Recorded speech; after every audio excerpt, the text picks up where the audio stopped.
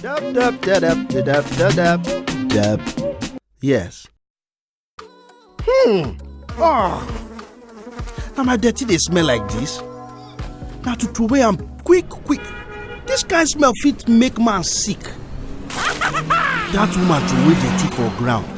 Me sef go do the same this time around. Hold up. See, to do this kind badness by the book, you make sure say person or dey look. And then you drop am nicely. Bros, nothing will happen. Trust me. See, if you throw away dirty for ground, another person sef throw away dirty. Everybody come begin to throw away dirty for ground. Everywhere go come dey smell. Gutter go block, road go block, and you wey like to dey dab. Na him say no more dabbing for you be that o. Dab dab dab dab dab dab dab dab dab dab dab dab dab dab dab. Yes.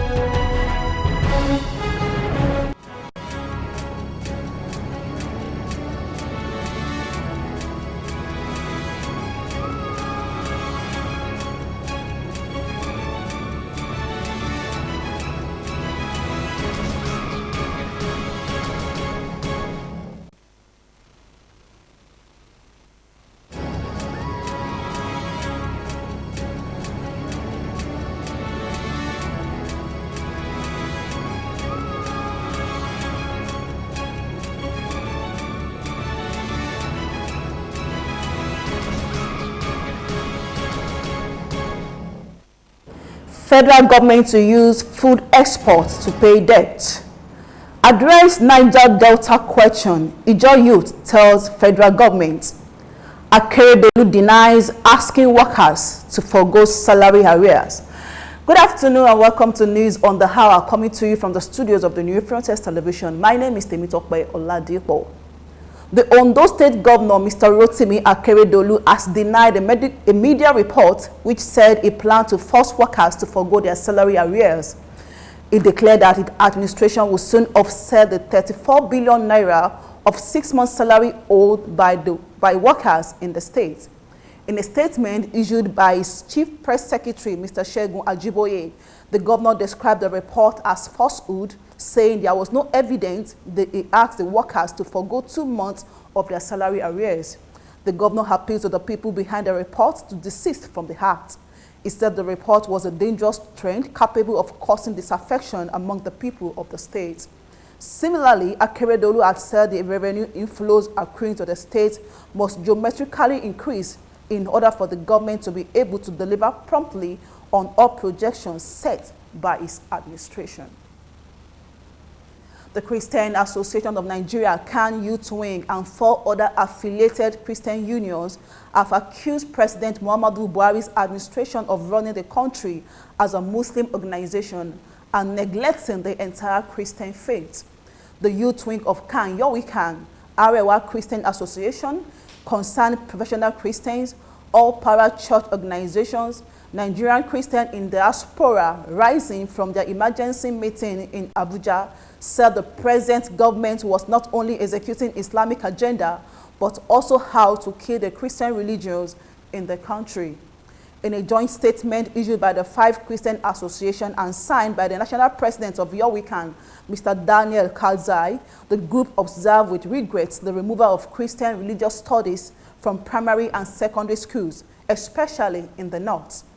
The youth camp president and the group warned that Nigerian and particularly Christians should not be taken for granted over the recent systematic removal of Christians from sensitive position. The joint Christian group cautioned the Aso Villa cabal that any further attempt to cover up or justify the sufficient motive for the suspension of the duo SGF and NIA director without replacing them with Christian will add salt to the injury. The Socio-Economic Rights and Accountability Project, SERAP, has sent an open letter to the acting president, Professor Yemi Osinbajo, requesting him to use his good offices and leadership positions to put pressure on the leadership of the National Assembly to curb the proposed apparently wasteful and unnecessary spending on the numbers of expensive official vehicles, legislative aids, travels and transportations, souvenirs, and photocopiers. The organization urged Osinbajo to assent to the budget only if it truly reflects national development priorities and to serve as tools to satisfy the lifestyles of our lawmakers. In a letter dated 15 May 2017 and signed by SERAP Executive Director Adetokunbo Mumuni, the organization said that in a country where many of our general hospitals cannot provide emergency treatment and at the time public funds are needed to improve these facilities, it is retrogressive to spend this fund to provide exotic cars for the lawmakers or fund needless travels. It also urged the federal government to persuade the leadership of the National Assembly to henceforth adopt and use human rights budgeting as a tool to trafficking Nigerians' accountability towards economic, social, and cultural rights. Ahead of today's Adaka Boro 2017 celebration, the Apex Ijaw Youth Organization, Ijaw Youth Council, IYC Worldwide, has called on the federal government to find a lasting solution to the issues that led to Boro insurrection in the 60s.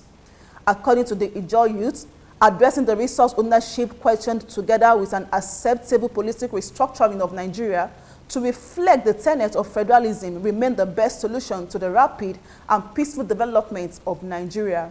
The Eric Omare-led IYC, in a statement in Yenogwa, Bayelsa State, lamented that 51 years after the Isaac Boro declaration of the aborted Niger Delta Republic, to express their dissatisfaction with the Nigerian state over their political and economic suppression and oppression of the Niger Delta people, and the 49 years after its demise, the Nigerian state has failed to address the fundamental causes of Niger Delta agitation. The United Progressive Party, UPP, has warned the people of Southeast to be wary of All Progressive Congress, APC, saying the party was a wrong platform for the Igbos. Anambra State Publicity Secretary of UPP, Mr. Uche Amaku, said in a statement in Oka that APC would disappoint Southeast politicians who defected from other political parties to join the ruling party.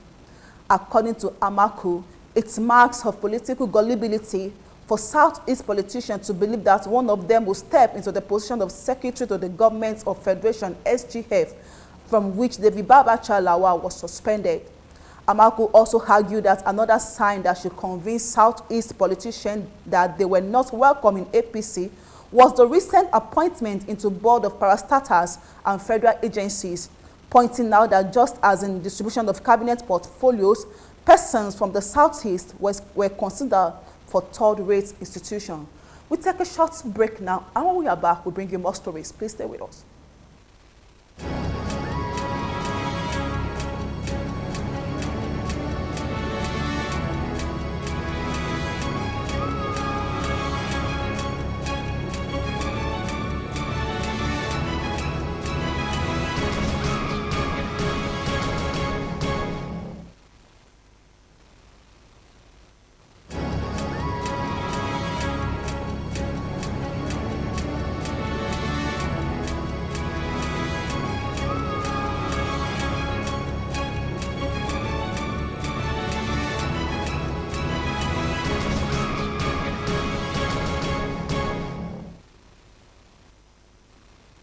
Good to know you are still there with us. It's still news on the hour coming to you from the studios of the New Frontiers Television, still on the national scene.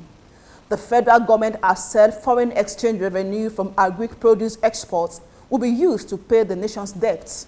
Minister of Agriculture and Rural Development, Chief Audu Ogbe, stated this while considering calls made to commence second phase of the West Africa Agricultural Productivity Program, WAP, in the country. Ogbe also expressed optimism that the debt burden of the country will be drastically reduced through generation of foreign exchange from food exportation. He said a portion of any loan we take now will be dedicated to encouraging agricultural production and exportation of products grown by young people and women. The minister, who also commended the results achieved in the first phase of WAP, said the World Bank was working assiduously to ensure the commencement of the second phase of the program. The Chief Medical Director, Ladoke Akintola University of Technology Teaching Hospital, Oshogbo, Professor Akim Lasisi, has testified that the late senator representing Osun West Senatorial District, Chief Isiaka Adeleke, died of an overdose of banned injections. Testifying before a coroner, Mr. Olusegun Ayelara in Oshogbo, Lasisi, who spoke from the witness box, said the Chief Medical Director of Biket Hospital, Oshogbo, Dr. Adebisi Adenle, called him on telephone on April 23rd to tell him that Adeleke had died.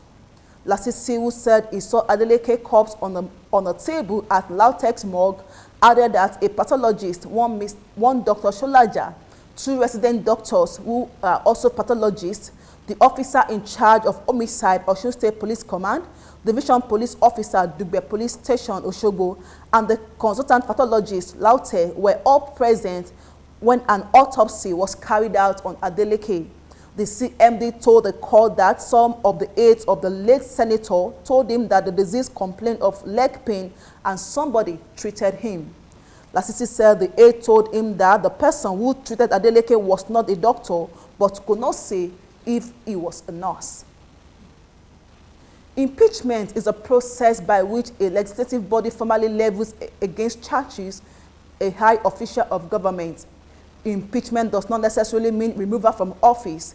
It is only a formal statement of charges akin to an indictment in criminal law, and is thus only the first step towards removal. Speaking on the backdrop of the recent developments at Delta State House of Assembly, where the former Speaker, Monday Igbuya, was impeached, our correspondent, Precious Amayu, has this report.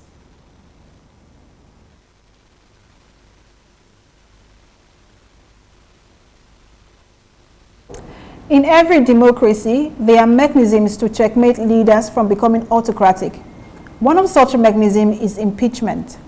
In the United States, impeachment proceedings have been initiated 64 times since 1789, and only 19 of those cases resulted in completion of the impeachment process.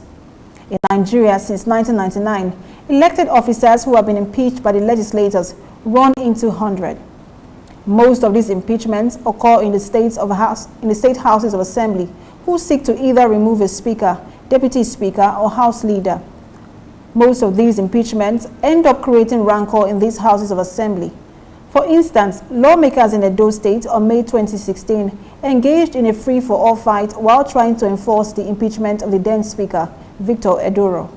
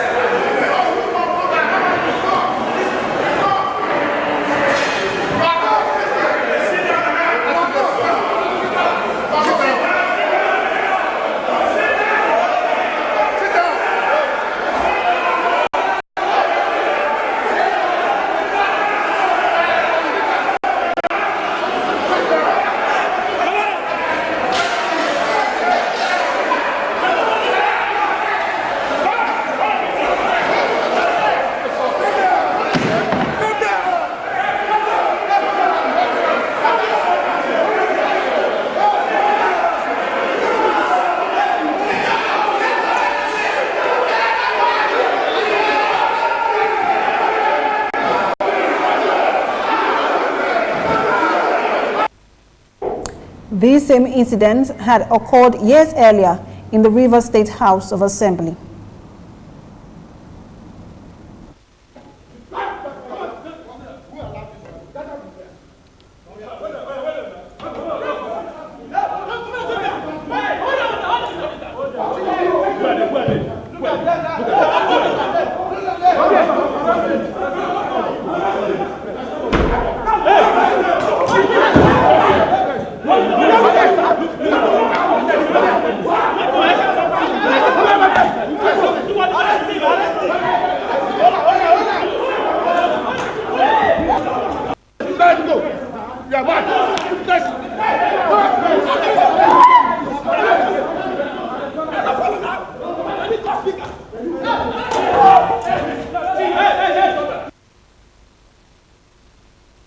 Speaking on the backdrop of the recent development at the Delta State House of Assembly, where the former Speaker, Monday Igbuya, was impeached, public analyst and coordinator for Africa Rebirth Movement, Amuda Musibodi, has this to say.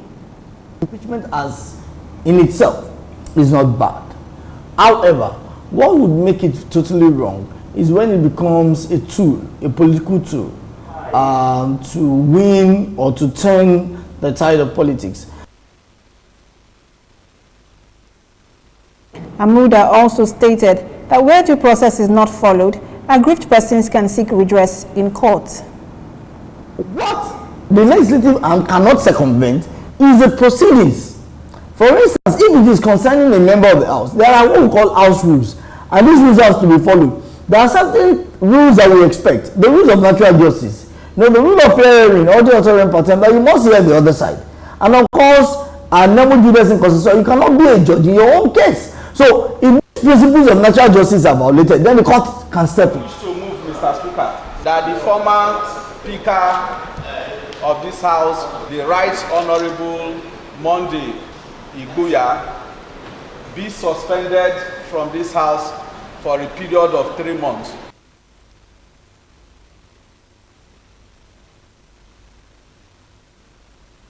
In election, this wind of impeachment will blow for now. We'll have to wait and see. Precious Amayo reporting for New Frontiers Television.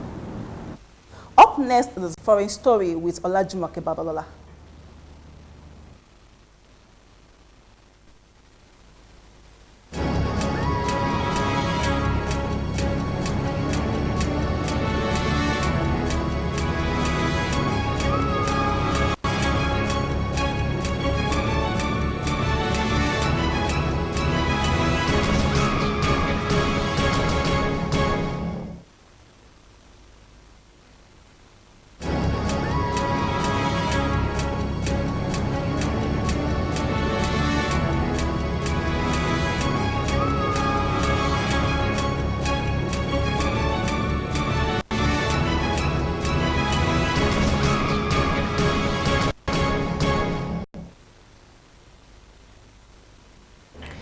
In the United States, U.S. Disarmament Ambassador Robert Wood has said that the United States sees China's leverage as key to resolving the North Korean nuclear issue. He stated this while responding to reporters on a conference call today, 2 days after a successful North Korean missile test launch. Ambassador Wood refused to talk about various policy options that the U.S. may or may not consider, but added that they would certainly engage in looking at a number of measures to deal with provocative act by North Korea. He further said that the United States will raise the level of engagement with China on this issue, adding that China is the key in dealing with the North Korea issue, stating that 90% of the DPRK's trade is with China. And on to North Korea. South Korea's defense minister says North Korea's missile program is progressing faster than expected. He stated this today after the UN Secretary Council demanded that the North halt all nuclear and ballistic missile tests and condemned Sunday's test launch. The reclusive North, which has defied all calls to rein in its weapons program, even from its lone major ally China, has been working on a missile mounted with a nuclear warhead capable of striking the U.S. mainland. Meanwhile, U.S. President Donald Trump's administration has called for an immediate halt to Pyongyang's provocations and has warned that the era of strategic patience with North Korea is over. U.S. Disarmament Ambassador Robert Wood said today that China's leverage was key and that it could do more. Away from North Korean issue onto France, and not a newcomer to international diplomacy, France has assumed control of a nuclear power with a permanent seat on the UN Security Council as crisis persists in Syria, Libya, and North Korea. His foreign policy drive will focus on Europe An advocate of closer European Union integration, Macron backed a multi-speed Europe, an idea that has seen growing support in Germany and other EU countries since Britain voted to leave the bloc. In the past, France has often been seen by its allies as an intransigent, go-it-alone power because of its military intervention in arenas like Libya, the Middle East, and the Sahel. Macron wants deeper security cooperation with Europe, but he may find it hard to break the mold of predecessors François Hollande and Nicolas Sarkozy. And finally, in Germany, German Chancellor Angela Merkel has said that Germany could move troops now based in Turkey to another country if Ankara, Turkey's capital, persists in denying German lawmakers permission to visit them, highlighting renewed strains between the NATO allies. Some 250 German troops are stationed in Hakkari Air Force Base, contributing to the US-led mission targeting Islamic State militants in neighboring Syria. Turkish Foreign Ministry sources have said that the visit by German parliamentarians would not be appropriate at this time. Turkey had similarly refused access to German parliamentarians late last year, though that visit eventually went ahead. Merkel, however, said that Germany would continue to talk with Turkey, adding that in parallel, Germany will have to explore other ways of fulfilling its mandate. Olajumoke Babalola reporting for New Frontiers Television. Good to know you are still there with us on News on the Hour, coming to you from the studios of the New Frontiers Television. To take us around the world of sport is Adebola Adeleke. Let's have a report. Chelsea captain John Terry said he could retire at the end of the season after leading the champions in their 4-3 win over Watford at Stamford Bridge. Taken by Willian. And it is touched in, and it is John Terry. It's a great moment for him and for the Chelsea fans.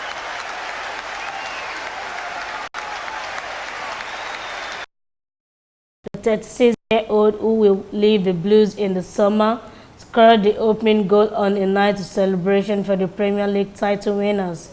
Chelsea host Sunderland on Sunday in their final league games of the season. Former England captain Terry announced last month he would leave Stamford Bridge after more than 2 decades at the club. First and foremost, listen, it was great for me to obviously get in the starting lineup tonight. Obviously the boys have secured the Premier League, so delighted to get a start first and foremost. Delighted to get on the score sheet, and then I think a minute or 2 minutes later, the boys have probably been digging me out, but if in doubt, kick it out. It's a simple rule, isn't it, you know? So disappointed with that, but listen, delighted to get on the score sheet, and more importantly, to get a win tonight. Yeah, it's going to be tough. Obviously, listen, you guys have been there. It's a tough day when you've been at a club for so long and so many great memories and kind of relationships and friends and managers and everything else. But listen, tonight was tough, but next week I'm going to be in bits, I know. Yeah, well, I think for me, obviously I released my statement, but for me, I never wanted to be that player that are kind of just hanging about and kind of people couldn't kind of wait to get rid of or stopping the progress of a younger player coming through. I think the transition for myself as well, kind of being on the bench and seeing it from a different aspect this year has served me well and will serve me well if I go into management in the future. But for me, I never wanted to kind of hang about and stop the progress of a younger player. So that was based on my decision. I know I said that I wanted to play regular football and kind of what I can. But I've still not ruled out of Sunday being my last game and retiring from football. It depends. If the right offer comes along, I'll sit and consider it with my family, whether that's here, abroad, or wherever that may be. But genuinely, I haven't made any decisions of yet and just evaluating all my options at the moment. I was sitting there, you know, I was genuinely hoping that the boys done well and kept winning and kept performing because, you know, for me, I've had my time. But listen, he's been fantastic and he's been a great example for me to hopefully add to my coaching and the way I want to coach in the future. The central defender is the Blues' most decorated player, with the season's title earning him a 5th Premier League winners' medal. He has also helped them win 5 FA Cups, 3 League Cups, the Champions League and the Europa League. Adebola Adeleke reporting. But we end the news on the hour for this time. Thanks for staying tuned. Don't forget you can also watch us from all our social media platforms on YouTube, New Frontiers Television International, and on our Facebook, www.facebook.com/NFTV1, and our Twitter, NFTV1. Thank you for staying tuned. I am Temitope Oladipo.